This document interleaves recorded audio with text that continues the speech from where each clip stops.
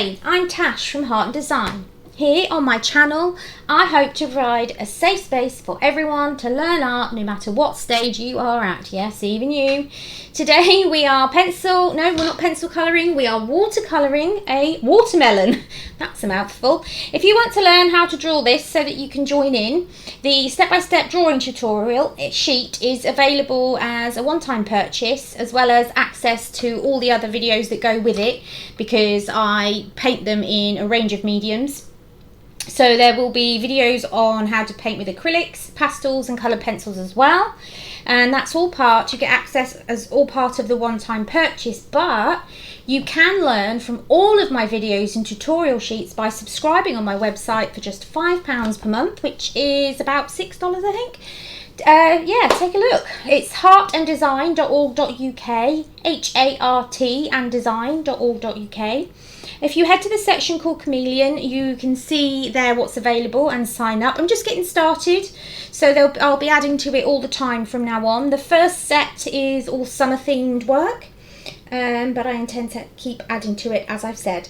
In the meantime, please like, subscribe and comment, maybe even share. This helps my channel to grow and ultimately help as many people I can into therapeutic worlds of art. There, that's all that housework out of the way. Let's actually get started on the painting, shall we? So you'll need a range of watercolours. I don't have any particular brands. I did get these from Artful. I get their subscription. I absolutely love just getting an arty treat every month, and I just got these off Amazon. So these ones aren't actually pro ones, but as far as I'm concerned, they do what I need to do. Maybe the Artful ones are, I think, possibly. Anyway, it doesn't matter, yeah? We're here just to have a bit of fun, a bit of therapy time. You will need some different sized watercolour brushes. So I quite like to have this large one here, and then kind of a middle size one, and then a smaller size one. But it doesn't really matter. You'll just adjust for what you have, okay? But if you can get a range of sizes, you can. They usually come in a range of sizes, and these are called round brushes because they have the rounded ends. You can also get flat end brushes, and you can also get angled brushes like this one, which is really good for getting into spaces like that, if you can see. And you can also get some really good fine detail brushes. These are like, just get them in the camera, really tiny fine detail brushes. And this one is so tiny. This one was an Artful one as well. You can hardly even see the end. Okay, so I won't leave that on there. So that's what you need, and of course you just need some jars of water to the side, which I have over here for cleaning my brush. I tend to have one that I put in when the brush is full of colour, then that will wash most of the colour off. Then I also have another one which is for clean water, so that once I've washed the bulk off, I can then pop it in the clean water to properly clean it. I also have an old rag right next to me over here, so that I can work away and just have that to dab the brush off. Now, we're looking for a colour that is kind of like, not quite a red, not quite a pink, somewhere in between. So what I'm going to do is I'm going to use this space down here underneath my watercolour paper. By the way, you'll obviously need watercolour paper. It's more porous, so it will soak up some of the water better. Okay, now watercolour can dry quite quickly, so we work fast. Sometimes we can work on wet, which means putting lots of wet down and just dabbing in the paint, or wet on dry, where we've got the wet paintbrush and we're painting in probably more detail. That's for more detail on the dry paper. Let's just get started, shall we? Okay, so if you're ready, again, to learn how to draw this, you need to access it from my website. We're going to go in, and I'm just going to pick up some of the reds. Now all I'm doing, let me just get a little colour palette. All I'm doing is picking up some of the reds. It's a shame you can't see on screen, but I'd rather you just see the painting better. So I'm just picking up some of the red and deciding whether that's the kind of red I want. Now when you look at it, you might think, oh, that's very red, but when you put it down on paper, actually it's not as red as you think. You can't see that in camera, can you? Let me just move it a minute. There. Okay, so be careful of that. Once you've added the water and popped it on paper, it's not the same. But actually I really like that colour. It's very watermelony. So on the normal paper that's on the background, this is just like normal white paper, so it's not acting the way it will when I put it on the watercolour. So what we're going to do is we're just going to do a nice thin layer. I think what we'll do, yeah, we'll wet it first. It doesn't matter that some of the colour's on there because it's going to be that colour anyway, but what we'll do is we'll wet down. There's a hair in there. We need to get naughty hair out. It's a problem with having cats. Cat hairs everywhere. Right, so I am putting a bit of the colour on now. Can you see? It's like a really nice watermelon colour. So you might get lucky. You might find that one of your reds is also very watercoloury. And at the end of the day, the watermelon is a watery red colour. So it actually works out really well. So yeah, just filling in. Now be careful of getting bubbles of the paint where you don't want it, because in the middle is where we've got the lighter area, and around the edges is where it's a bit darker. Now I have gone over the seeds inside, and that's simply because in a minute, once everything's dry, we'll do wet on dry and we'll go over with a darker black once it's all dry, so it's fine. Might even be a bit of grey. Might try grey, because black can be a bit harsh, particularly with watercolour, which is a watered down effect, so we don't want to be doing it too harsh. Okay, so we'll let that dry a little bit now. It won't take long. What you can do is use a hairdryer, or I have a craft hot dryer thing. I'm not really sure what the name is, but it does the job. So let's get that going.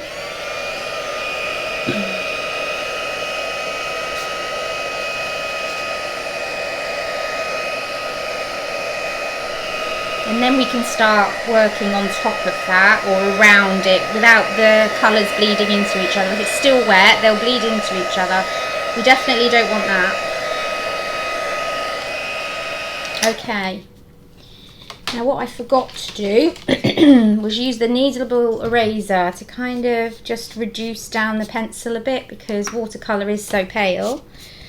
So I'm just going to go around the edges just so that I can still see where the edges are, but they're a bit fainter. It's a bit late to do it where I've painted now, but we can just go down the darker edges.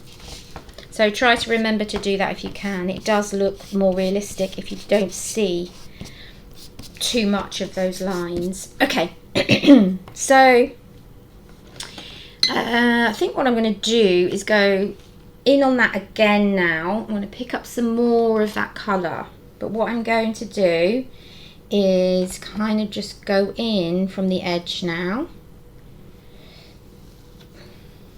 Okay, and get some more water on my brush and bring it out. Okay, just bring it out into the watermelon so it looks kind of natural, because we have different shades of colour and everything, and watermelons are definitely, and in the little picture guide, definitely redder towards the outside. And remember, you don't have to follow the picture guide that I've done on your, because that's the picture guide on the sheet that you can download off my website.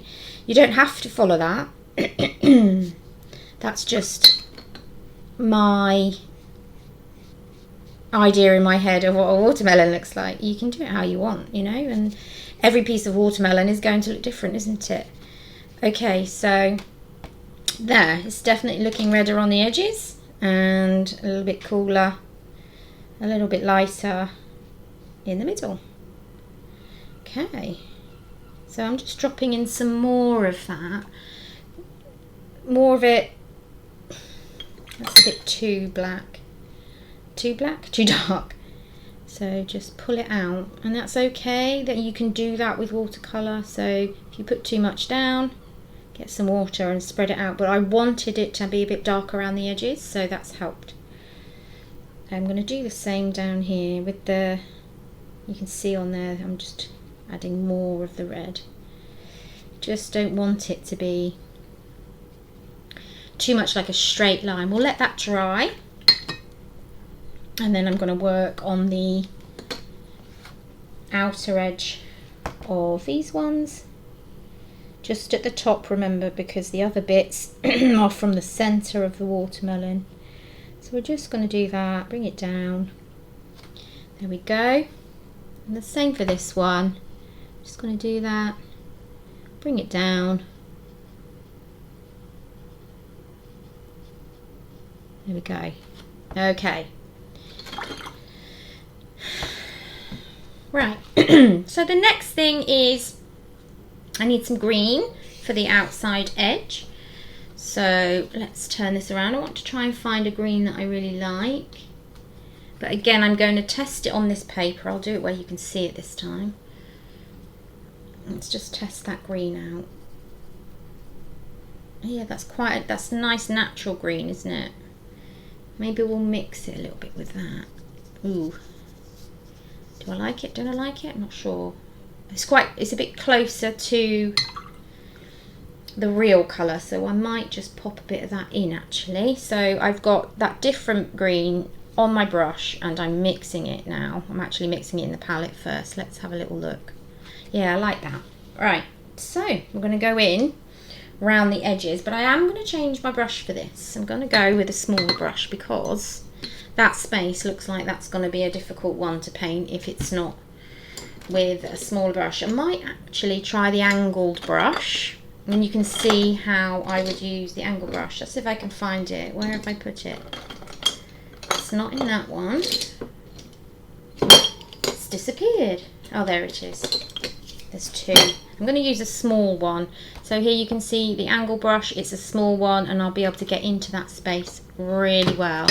So I'm just going to wet the brush down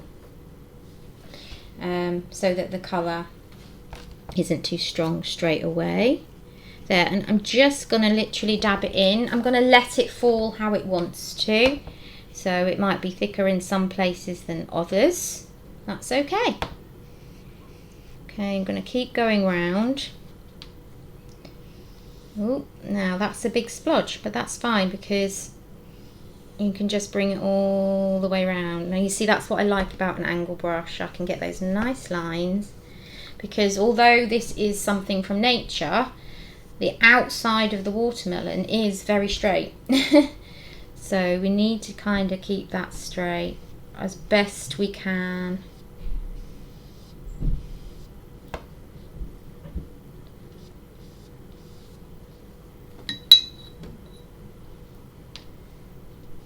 Okay, so I'm getting there. Now, as you can see, it's quite light, which is fine, because when you work with watercolour, you need the lighter colours to go on first, and then you can build that colour up. So I like that, but I want to make it look a little bit more 3D by varying the value. So value is from light to dark, so that's very light, and if you only have lights out, it will look quite flat. It won't look 3D and lifelike. So I'm going to get some more of the other green, but keep it a bit darker so that we can see, yeah, like that. Yeah, I think that's going to come out a bit darker. Let's try it. Yeah. Now I'm just dabbing it in. It's already wet, so I'm just kind of dabbing it in around the edge, and that gives it, because of the difference in value, it's a bit darker, it gives it a bit more of a 3D effect and a layered effect like it is actually real. Yeah, like that. Okay, and it is darker actually, more around the edge, so if you want to do a bit more around the edge darker, that's fine, do it. And there's no rules, remember, this is for you. You do it how you want to do it. Follow my steps if you're very, very new to painting, but then take it where you want to take it. Do what you want to do. I think that's watered down too much. I'm just going to grab some more colour, and I'm just mixing in more of the colour with the paint. with the water, because if you had too much water, eventually it just becomes water with a little dab of colour, but we want quite a bit in there. Yeah, see, that's looking a bit more realistic now. Bit of depth. Now what we can do even more so is literally just pick up paint. Don't put it in the water. And we can just put some really little dark bits in by the edge, and I think that makes it really pop, really come to life. We don't want them in too many sort of little dabs, otherwise it's going to look too uniform. Yeah, there we go. That's a bit more like nature, isn't it? It's more real. Okay, we know watermelon is quite dark on the outside edges. There we go. And I'll do a bit more down here. There. Now, oh, I think I'm going to sneeze. Sorry about that. Right. So, it's summer here. Whilst I'm recording this video, I don't know when you're watching, but it is summer. So I do tend to get the sneezes a bit more with all the different pollens and everything floating about. Right, so I have just repeating the same steps, mixing a couple of greens in for the edge of those pieces of watermelon. I am, because the design has that white line in the middle, I am going to leave that. I quite like it.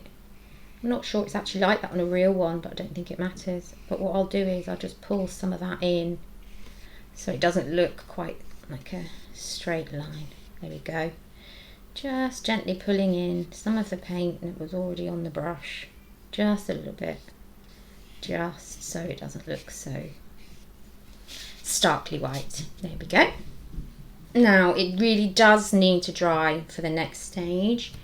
Actually, I'm just going to do the edge of the watermelon there with a bit of paint without water, as you can see, just going around the edge, and again that gives it some reality, some 3D-ness. I hope you can see that. I'm just going to move it that way for my other camera that's in the upright mode. I think I'm moving it the wrong way. Oh, there we go. It's just so my other camera can see as well. Okay. Yeah, so we're pretty much done there. Now let's go back to the middle, because I do think it needs a bit more with the round brush. I might use my larger round brush this time. Yeah. And what we're going to do is try and pump up that red a bit more. Okay. Around the outside edges. So we need quite a bit of water. We want to mix quite a lot of it. But make sure you've got enough paint in there so the colour's showing, and just dab and see. Great, loving it. Right, let's get some of that in. Now don't be afraid. Just do it. If it goes wrong, you know, I'm teaching here. It could go wrong in front of all of you, and that's fine. Yeah? That's better. So we needed some of that really strong colour to kind of come in a bit and make it look more like a real watermelon, which is very red, but there are also those patches of light, so you don't want to have too much of the red, because then it becomes unrealistic in a different way. That's why we have the layer. We start off, there we go, just smudging it in a bit so it doesn't look. Now if you start to get this, see, normally what I would do is I'd try and take the paper down so that you don't get any pooling, because watercolour paper, when you add a lot of water, it will ripple like this, but in this circumstance it doesn't matter. I'm just going to pick up the bits that are pooling, just take it off. You can do it with your brush, just dry your brush off and it'll take up any bits that you want it to. Okay, and I'm coming in with my dry brush to just blend that a bit more. We don't want it too we want to try and keep it as blended as much as we can. I'm just going to add some more water. That's better. Okay, now I'm going to get my dry brush again and just pick up some from here.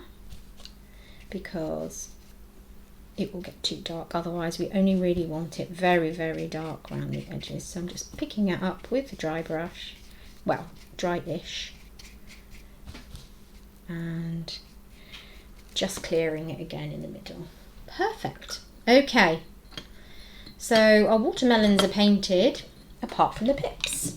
So I think I'm going to try that tiny little brush for this, especially for those tiny ones there. So let's go for it. This is the first time I've used it. Let's do this. So I'm just going to go directly into the paint. I'm not even going to mix it up. Now this bit, I'm just looking for the bits that are dry. There we go. Now I think the black is nice, but possibly is a bit much. So I am now going to mix in the black with a grey. I just think if I mix the black with the grey, it might, let me just get a bigger brush to mix that. That brush is a little bit little. Sorry if you can hear stomping about, that's my teenager upstairs. It's the summer holidays, so they are home and they are making a noise. There he comes, down the stairs he comes. Hopefully he'll see the sign and not come in. Okay, I've had to just mouth to him, do not come in. Do not come in.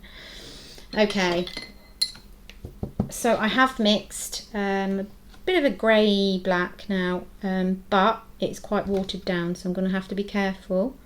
Make sure I don't put it onto water. To be honest, it doesn't look a lot different than the black. Let's try and just pop a bit of white on.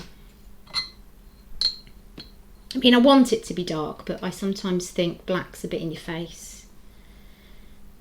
Hang on a minute, I'm just going to pause the video. Somebody needs some help. I'm going to have to cut the video. What are you after? Right, try the bottom of the stairs. There's a giant pile of washing. Bottom of the stairs. Bottom! For God's sake. Anyway, so this is still wet, so I'm going to give it a dry.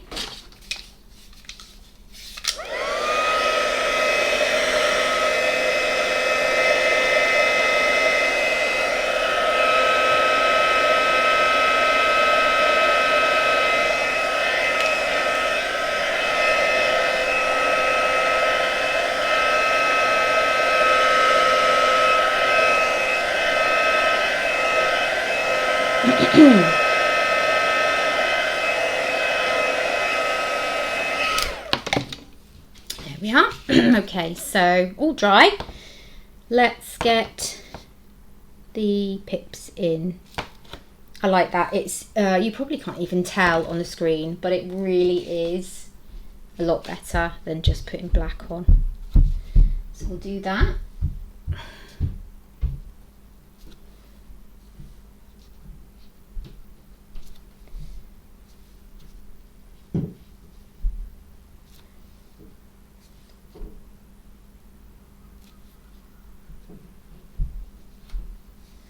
There we are. It's coming alive a bit.